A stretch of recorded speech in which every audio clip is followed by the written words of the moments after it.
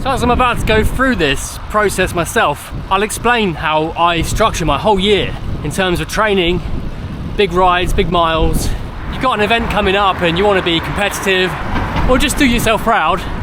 This will give you a bit of an idea of the sorts of things that'll make a real difference.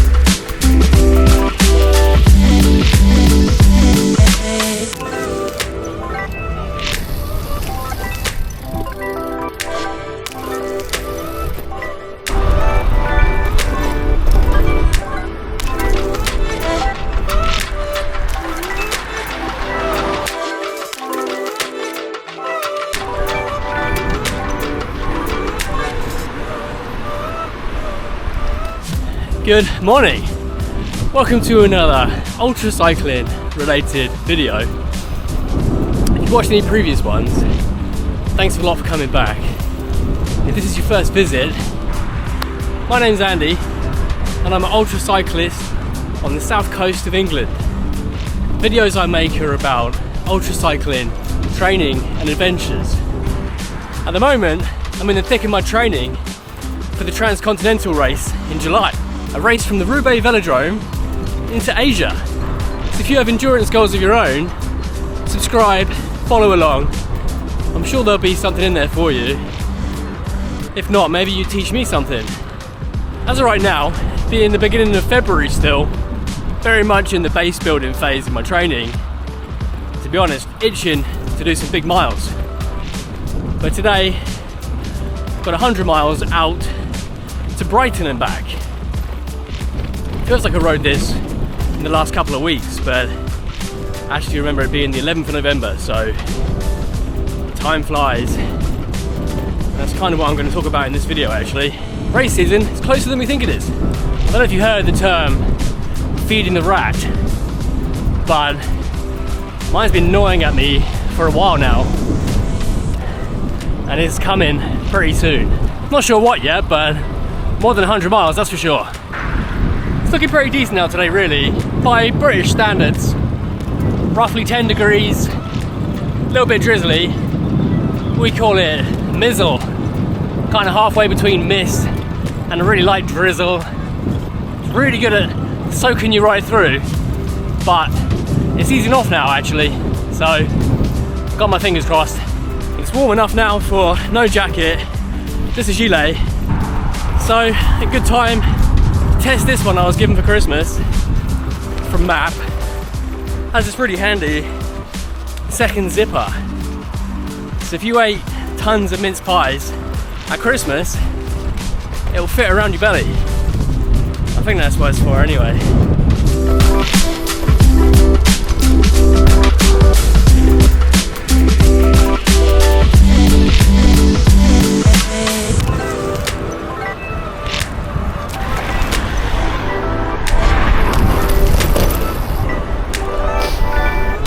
I got this gilet for riding through the night.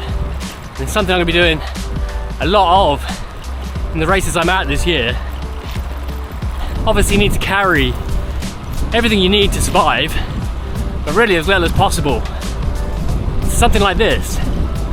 Keep me really warm, it's fleece lined, windproof, the 2 zips, adjustable heat dissipation.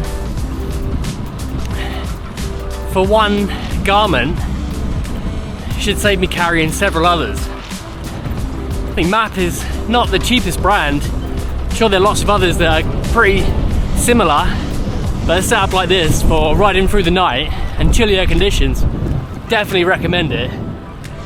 As I alluded to earlier, I had a bit of a realization this week. Thursday, sat on the trainer, just finished my workout, and I thought, I wonder how many weeks it is to my first race. It's 16 weeks. So although it's February now, we're just out of the woods really, in terms of Christmas and winter. Christmas isn't that much of a distant memory, so that month for me went really quickly. That 16 weeks leading up to my first race, it's a 1,000k race, roughly, it's gonna go really quickly.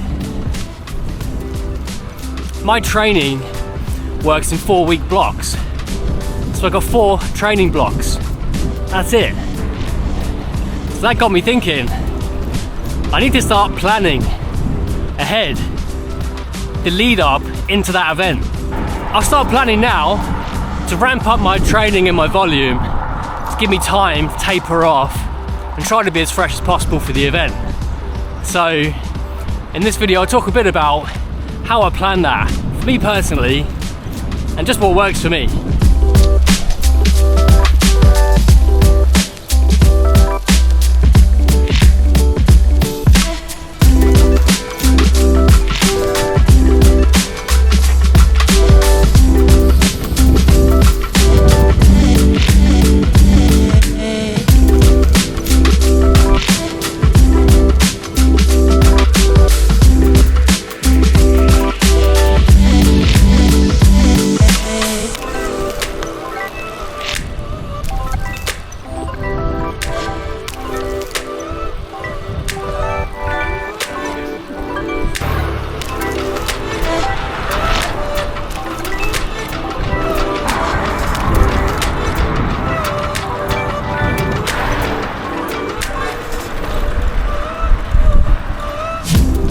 This is a question that's come up in the comments a few times, actually.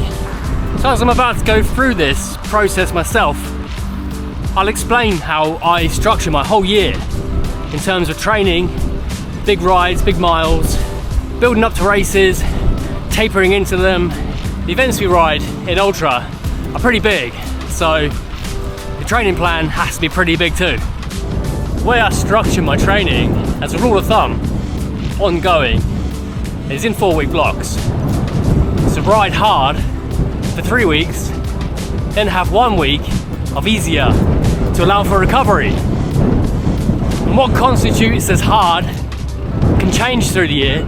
At the moment, all through winter, I've been focusing on intervals, building my FTP, and I'm coming towards the end of that now. And I've had some really good gains. I'll still follow the same structure.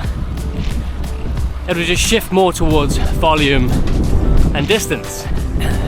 The way that'll pan out for me in terms of a basic structure, basically be a long ride at the weekend, some zone 2 on a Tuesday, probably, and then an interval session on a Thursday.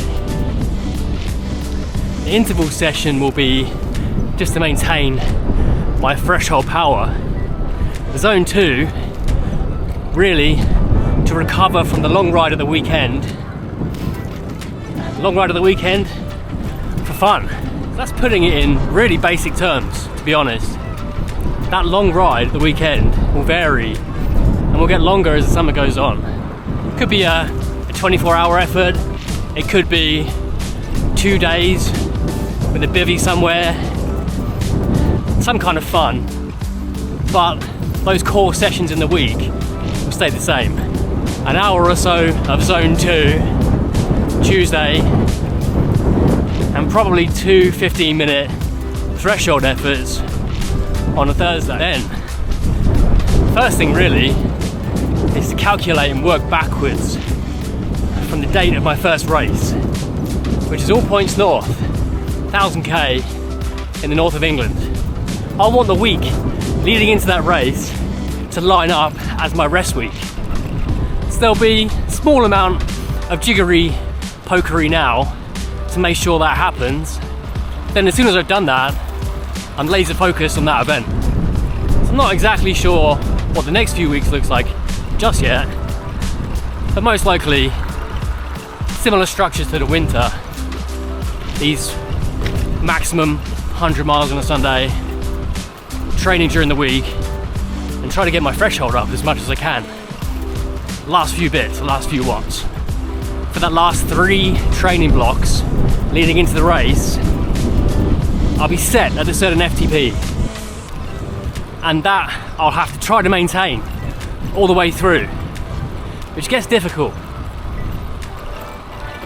I did the same thing last year. Did a ramp test around March or so before I start ramping up my volume.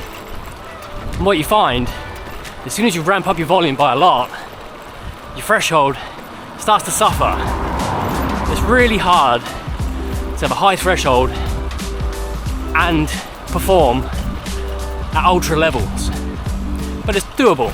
So once I've fixed that FTP, those threshold sessions on a Thursday will be check-ins to make sure I'm not losing any power. So the 2 most important things I'll be aiming for are consistency and volume, and that all covers off the first one, consistency. In terms of volume, that will be slowly increasing week on week as the summer unfolds. The days get longer, naturally, ride further anyway, but I'll add in extra rides through the week, small zone 2, just an hour here, a couple hours there, ramping up the volume as much as possible really. And as soon as I find I can't hit that threshold session on a Thursday, I know I'm pushing a bit too much and knock it off a tad. As long as I'm resting well in that 4th week and fueling well throughout, recovery shouldn't be such an issue, as long as I don't go too crazy.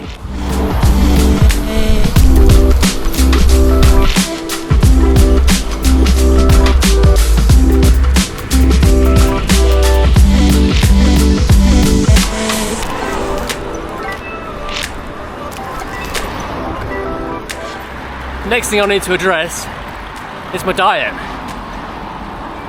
This can be a tricky one. It really doesn't have to be. I try to get my weight down as much as possible because power to weight makes a huge difference. So now in February, it's too early to think about counting calories, but that's going to come during February. I'm just going to focus on trying to make slightly healthier choices, try to get into the mindset of being a little bit better, because I have gained weight over Christmas. This gilet and my jerseys are a little bit tight, but it'll come off. So that'll give me 4 weeks to mentally prepare for the fact that I can't just eat handfuls of biscuits because I'm bored. In 4 weeks' time, I'll have to be a lot more careful. So I'll expect to lose some weight in that 4 weeks, but then it gives me 3 months of slowly calorie counting to lose weight really gradually and to hit roughly a target weight. Like I said, it doesn't need to be that tricky. If you're calorie counting slowly, well, this road is terrible. If you're calorie counting really slowly, losing a small amount of weight each week, it will come off, and it's so much more comfortable that way. If you get to 4 to 6 weeks from your event and you panic at that point, it's really too late. It's going to harm your performance trying to lose weight quickly. But if weight isn't a concern for you, then forget this part completely. It does mean some sacrifice. If it was easy, everybody would walk around with 6 packs and lean, but they ain't. When we get into the summer, my 40th birthday in July, got a few friends who are 40 around the same time. There's always barbecues, parties in the summer. I'm not drinking because it's a few weeks out, going careful on the barbecues. Get a bit of stick in some cases, most people understand. That's a sacrifice I'm willing to make. I feel so much better when I lose a bit of weight and get fairly lean, just feel rapid on the bike. I don't know if it's the weight or the condition of my body, what it is. It's a slog to begin with, but it's so worth it. I reckon a fair few people watching this have probably been through this process before. But if you haven't, you've got an event coming up and you want to be competitive or just do yourself proud, this will give you a bit of an idea of the sorts of things that'll make a real difference. And you can start to see the challenge involved there too. February adjusting, but as soon as March hits, trying to maintain that FTP, increase my volume, fuel well for the workouts, but reduce my calories, to lose weight gradually, recover well, do all of that and line up perfectly for 1 week before my first race. It's not going to go perfectly. It can't, it never does. But the closest I can get to that, the better I'll perform.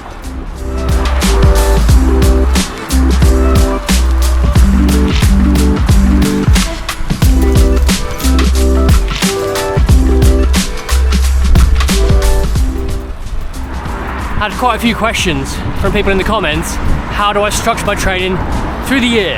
So there you go, you asked for it. Really boring for a lot of people, but hopefully for a few people, that's somewhat useful.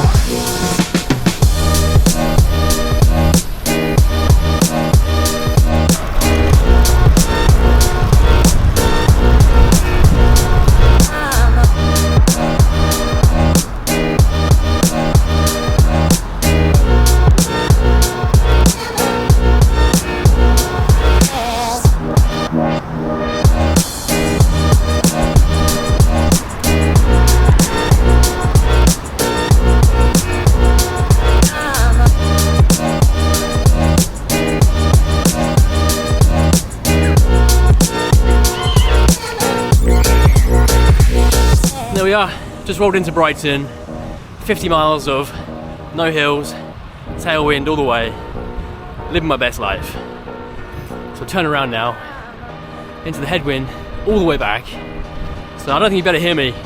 Make it a super fast montage, back to Portsmouth. See you there.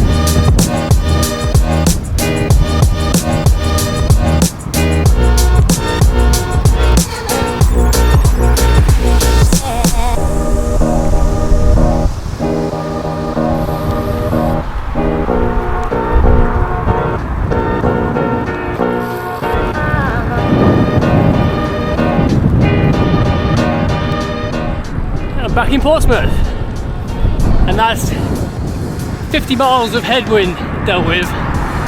Wouldn't recommend it. I'm nearly home.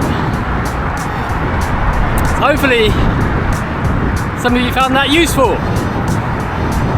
But anyway, going home for a hot bath. Have a good week.